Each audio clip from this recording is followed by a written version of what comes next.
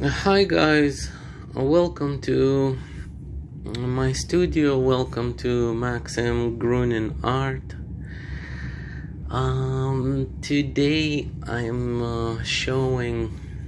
demoing, doing a quick tutorial on a landscape painting. This is a relatively short, simple study. I have a picture that I want to try and refer to. So it's like a dirt road in the park between the rows of trees, and it's in the fall, and there's like a light area far back where the road is going towards. So there's a method behind this type of painting. Let's get into my head. Let's look at what I'm doing. When I start with the white canvas, it's a method. So I learned the skill set, and the goal is to reduce the intensity of the white. White is more like a highlight. It's a really contrasty, bright area. So the first step is to create a kind of neutral background, not really gray, but not too light, not too dark, something medium, mid-tone, neutral. And here we have lots of choices. It could be almost any colors could be used. I like using like a kind of gray, light, a brown, and a darker or a lighter gray, and a little bit of purpley gray. So whatever I can mix with yellow, red, black, and white, and not make it too saturated.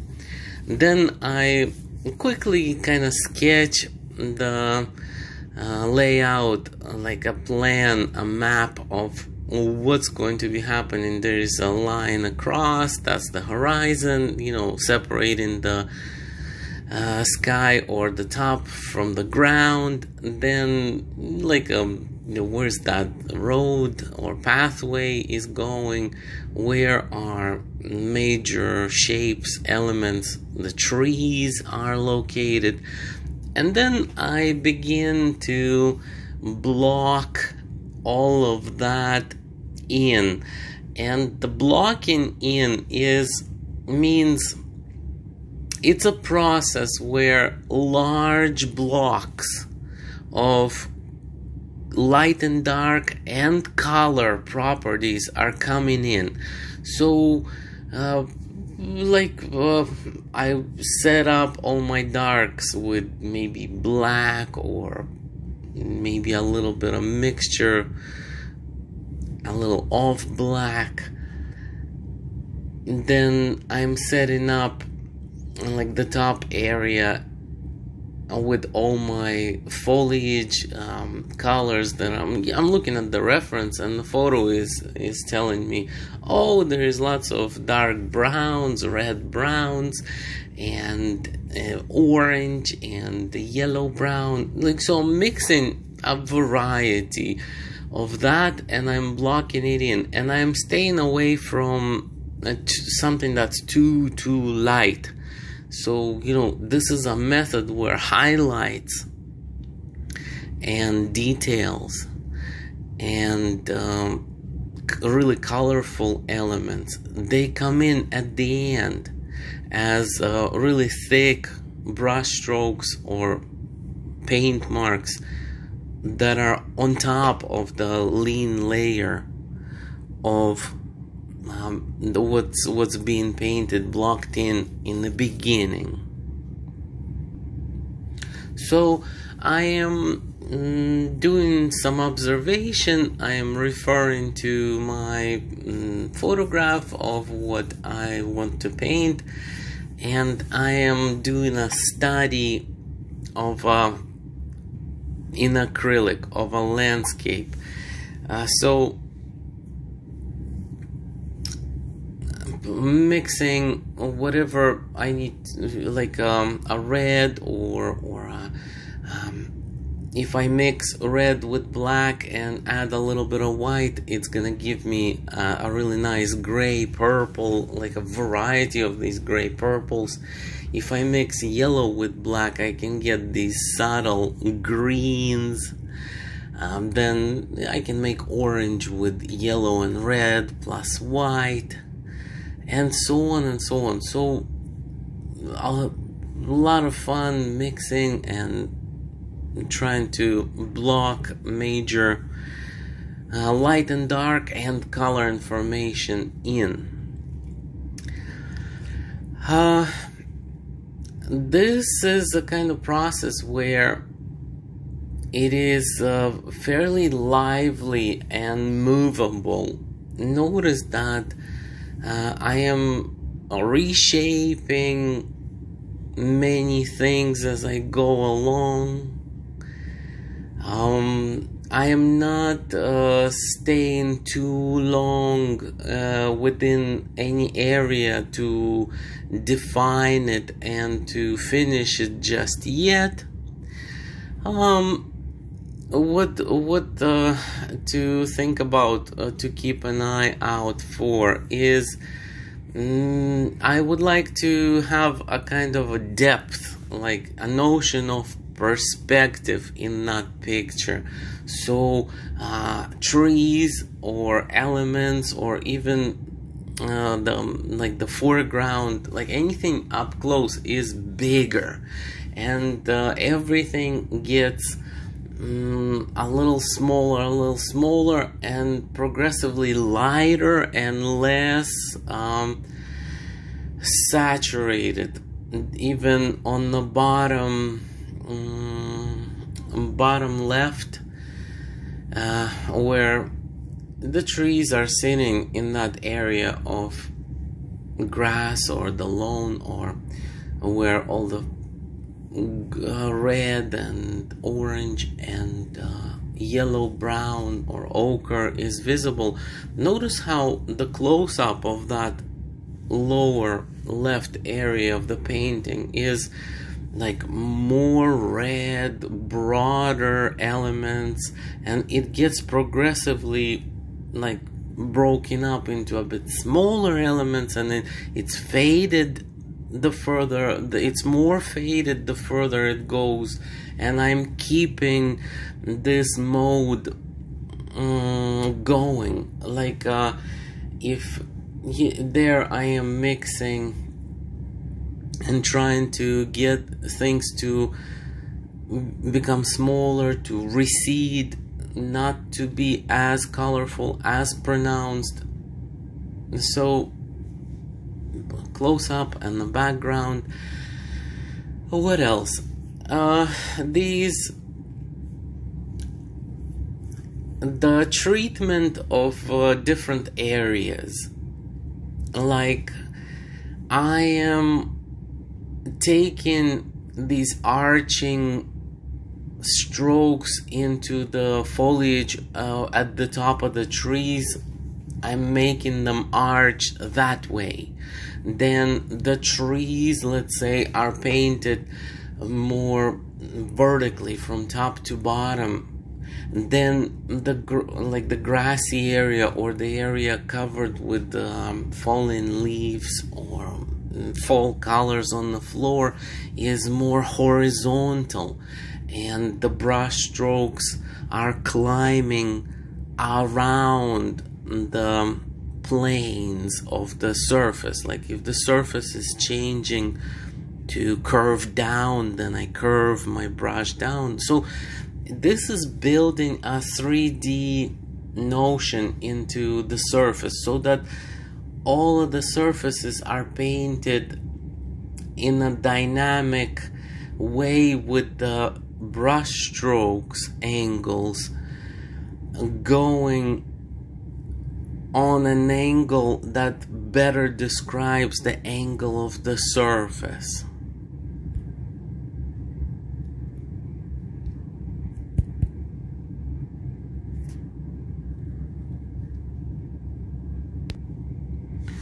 As the painting is progressing, I start to place highlights in the far back. I keep returning to that highlight area, and I try to shape it to my liking. Here I placed an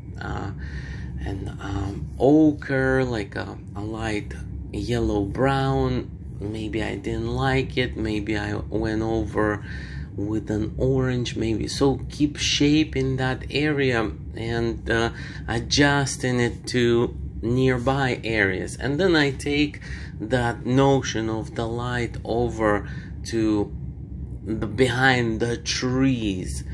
I distribute it via these small, mid-size, larger brush marks or palette knife marks, so that there is a bit of a lively, painterly, organic, expressive quality kind of introduced through this type of mark making.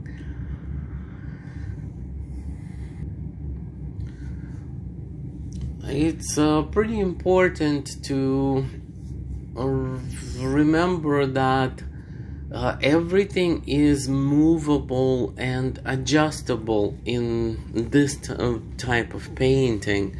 This is a study. This is a playground where we can experiment and mess up and make mistakes in order to learn. Mistakes are really good for learning. There is no learning without making a mistake and learning how to correct it. And it's a really good notion to have here. And so I begin to build a little bit more complexity into each surface. So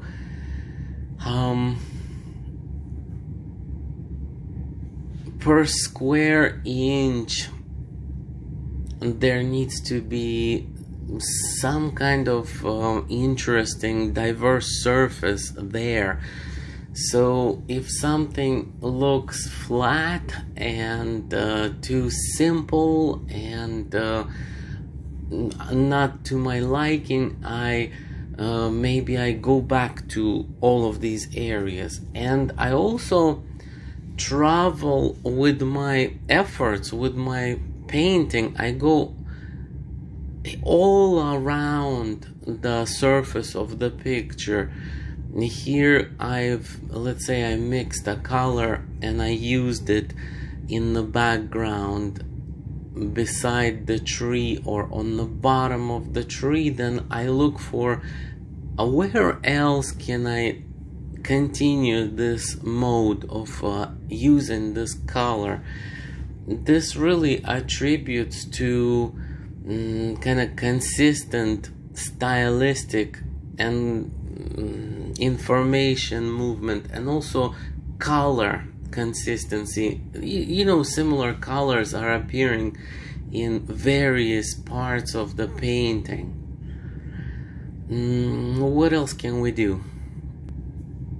If the paint needs to be more flexible and be more like ink for maybe drawing like thinner details, like maybe tree branches at the top, or maybe just going back into the objects of the trees to shape them up a little more complex, then I'm cutting the black or any other paint with water more, and then it really draws well, it applies well. It's like it's more runny, and it's possible to use it more like ink.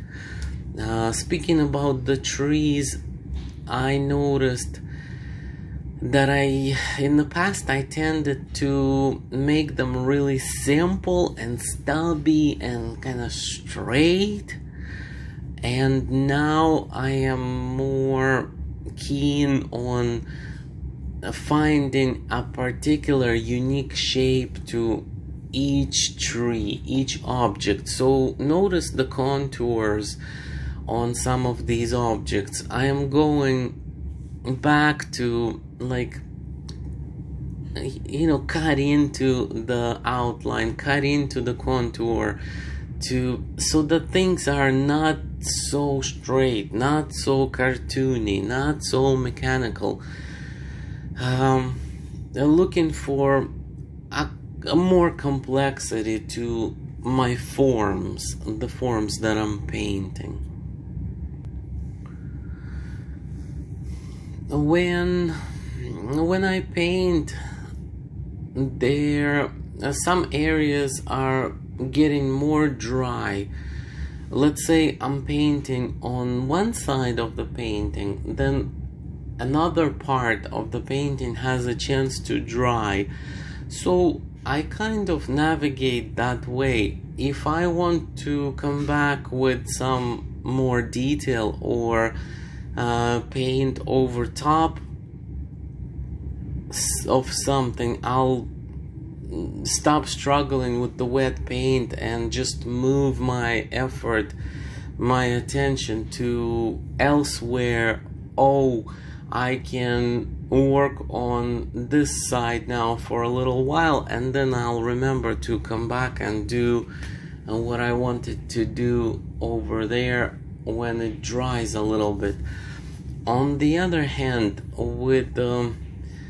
with broader tools, like, or with when I have a brush full of viscous paint, like paint ready to be placed, I'm kind of okay going over a wet paint area.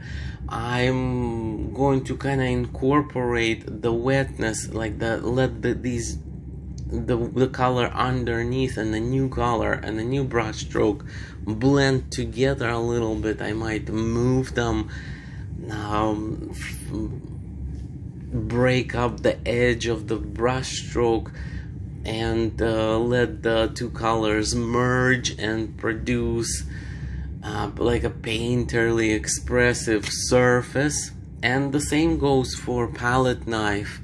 There really almost no need for drying to occur. Palette knife just goes over everything, dry or wet. And also we can scrape, but I'm not scraping anything here. What else? There is definitely one area in the painting that draws more attention. It's that highlight in the middle, or just off to the left, where the light is seen through in the far back of the path, all the way down there.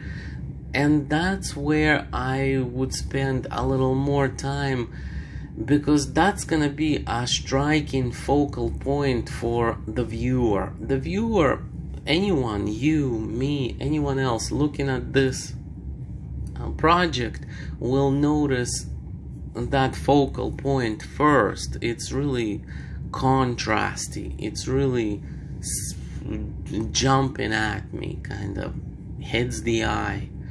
So over there I would maybe craft like more colorful, more careful information. I'll spend more time there so that the focal point gets more effort, gets more work done. And then in contrast to that, if we look at background behind the trees off to the top, off to the corners of the picture. Like, these areas are barely touched. Those are not in much focus, and they are supporting the more detailed or more done or more color contrast focal point information. So distribution of effort is kind of uneven.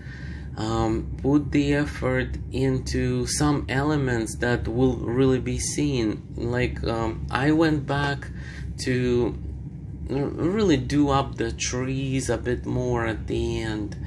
I wanted to pronounce a little bit of diversity and maybe some light or highlights on the ground under the trees. And yeah.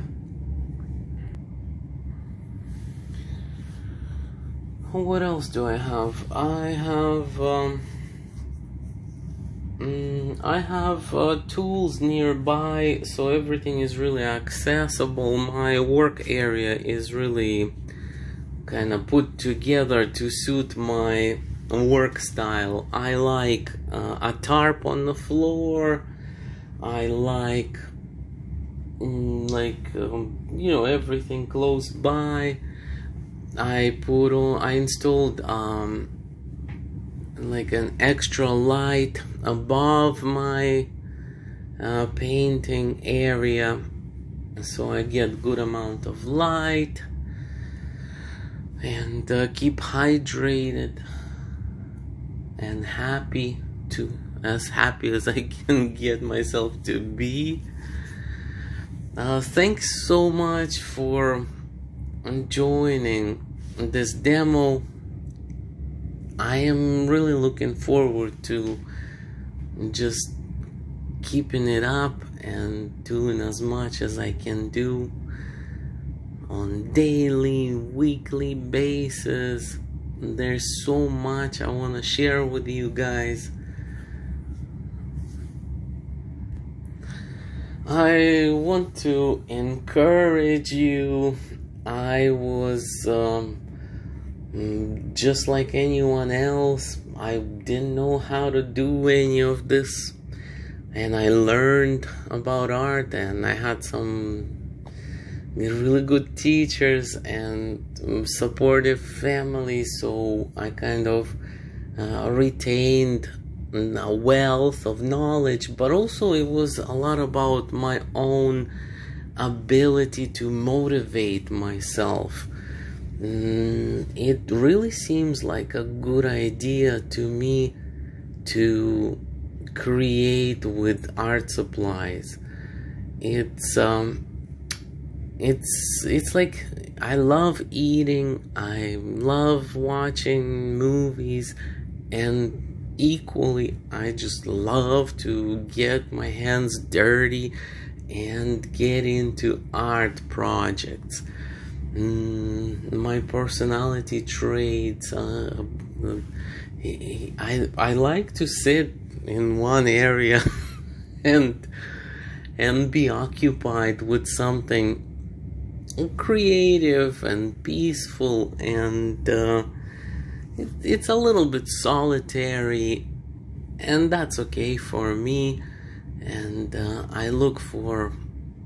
nowadays I look for a healthy balance. So yeah, I have a personal life.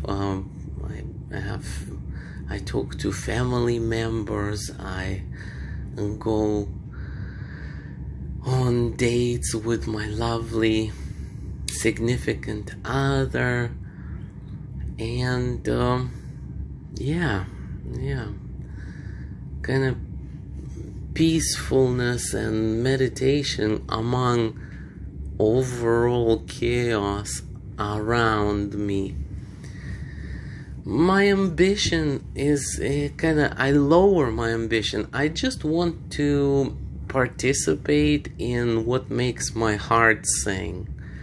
And I want to be free to participate in it. And that means that I need time and good mind and open mind and open heart for myself to allocate time to come up with something that will excite me, get inspired by artists or by images, and like just get inspiration and then create my own projects.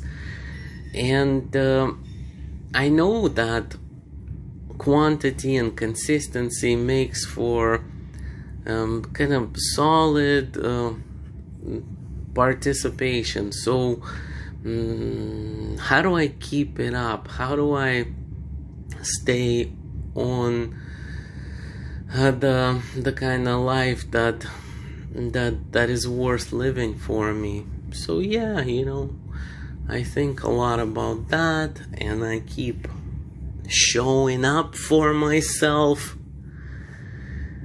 like nothing else really matters. Well, it all matters, but so does my creative bone. Gotta keep using it. So thanks again for joining me today for this demo. I wish you lots of inspiration and lots of thanks to you guys.